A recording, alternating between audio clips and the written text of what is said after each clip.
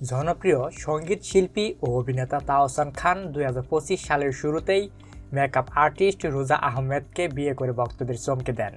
Social মিডিয়ায় দুজনের হাসিমুখ দেখা যেত প্রায়ই। তবে কিছুদিন ধরে গুঞ্জন দুজনের মধ্যে সম্পর্কটা ভালো যাচ্ছে না।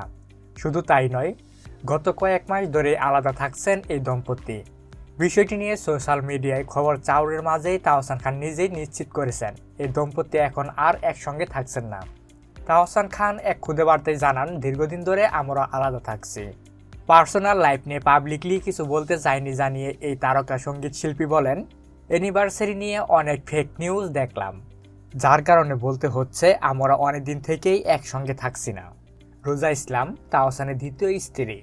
2025 সালে 4 জানুয়ারি মাত্র 4 মাসের পরিচয়ে তাকে বিয়ে করেন তাহসান। রোজা পেশাদার মেকআপ আর্টিস্ট। 1 দশকেরও বেশি সময় ধরে বাংলাদেশ ও যুক্তরাষ্ট্রে ব্রাইডাল মেকআপ আর্টিস্ট হিসেবে কাজ করছেন এবং নিউ ইয়র্কে তার নিজস্ব একটি মেকআপ প্রতিষ্ঠান রয়েছে।